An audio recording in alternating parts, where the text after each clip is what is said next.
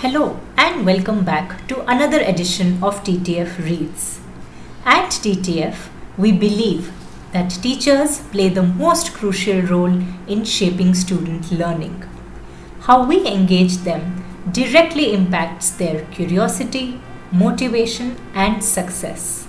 Yet, for new teachers, the focus often shifts to simply managing the classroom and maintaining control. In the process, they may struggle with student engagement, leading to challenges for both teachers and learners. In today's episode, my colleague Rashmi and I, Kritika, will be reading excerpts from an insightful article by educator and writer Anne Westcott Todd, where she shares key takeaways from her first hand experiences on what truly makes learning engaging. The article is titled Engaging Students: What I Learned Along the Way. It is taken from a book called Readings in Education by Ryan and Cooper. Here goes the article. When I was a first year teacher, I was concerned with survival. My attempts to control students led to many power struggles, from which both the students and I emerged discouraged or defeated. These feelings were not conducive to teaching or learning. I wish someone had told me then that knowing my students was as important as knowing my subject. I didn't realize until much later that to motivate and engage students, teachers must create a classroom environment in which every student comes to believe, I count, I care, and I can. The best advice I could give to beginning teachers now is that unless they develop a trusting relationship with their students, teachers will not have access to the knowledge they need either to solve classroom problems or to motivate their students.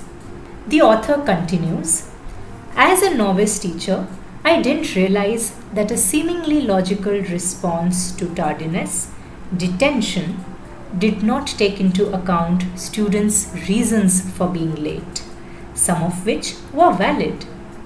If I had allowed students to explain why they were late before telling them to stay after school, I might have prevented hurt feelings and hostility. For instance, a 6th grader who hides from an 8th grade bully in the bathroom until the coast is clear shouldn't be treated the same as someone who chats too long with a friend in the corridor.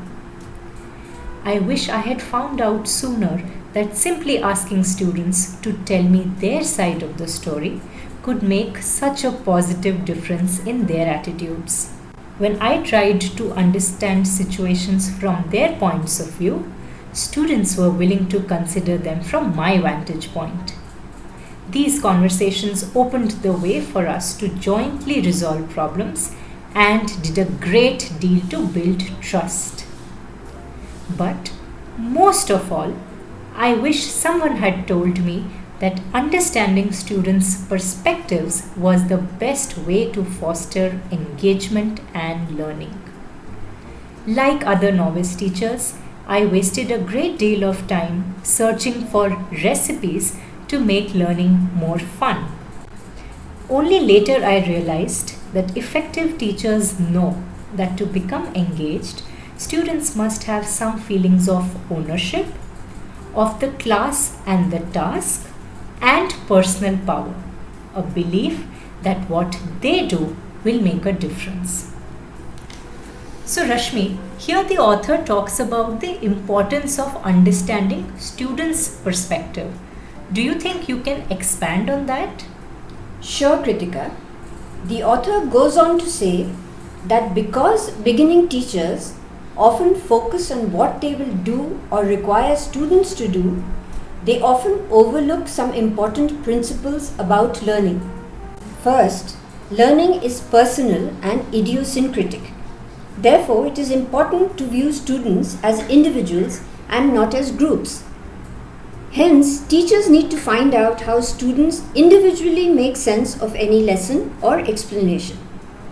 Second, every student behavior, from the most outrageous classroom outburst to the more common failure to do homework, is a way of trying to communicate something the student cannot express in any other way or doesn't consciously understand. Punishing the behavior without learning its possible cause does nothing to solve a problem and, in fact, may intensify it. Third, teachers should never assume, because too often they can be wrong. Low grades on tests do not necessarily mean that students haven't studied. Some students may have been absent or confused when the material was covered in class. Incomplete homework isn't always a sign that students don't care.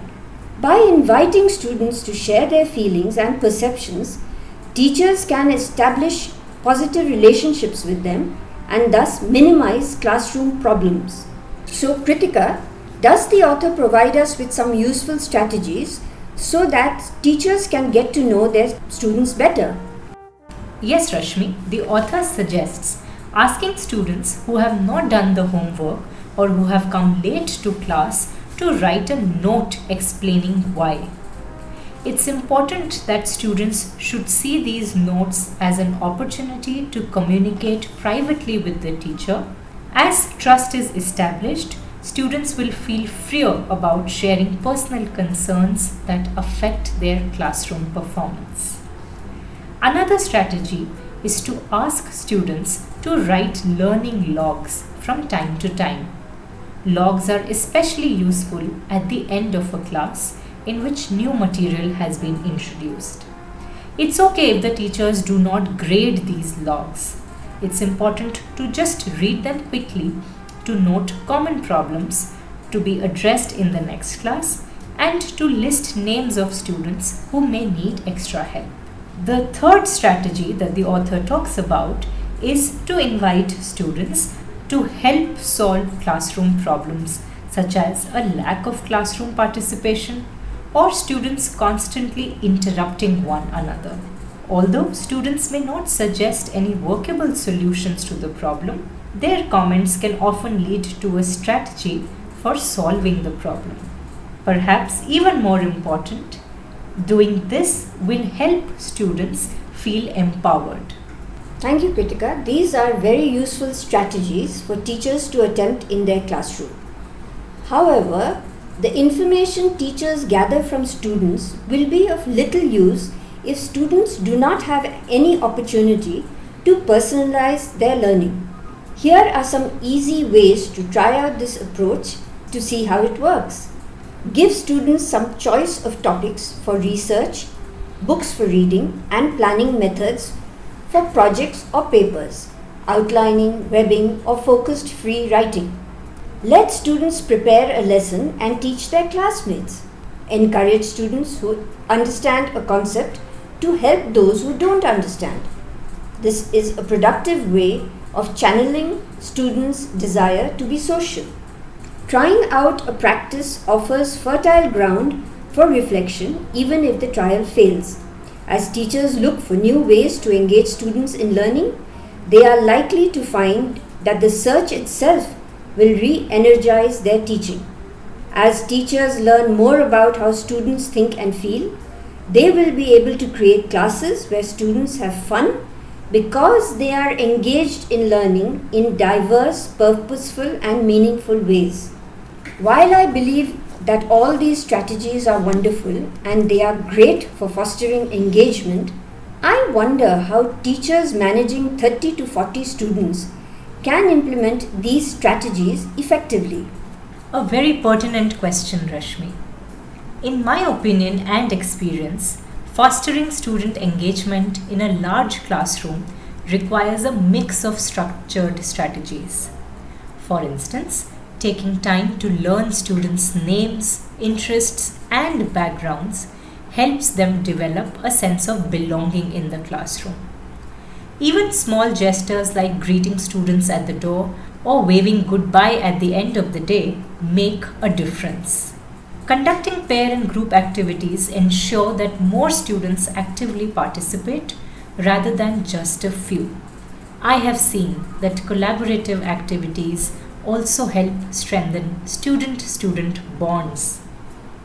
Another strategy that I can think of is to incorporate movement-based activities like gallery walks or station-based learning. These can break the monotony and keep students energized.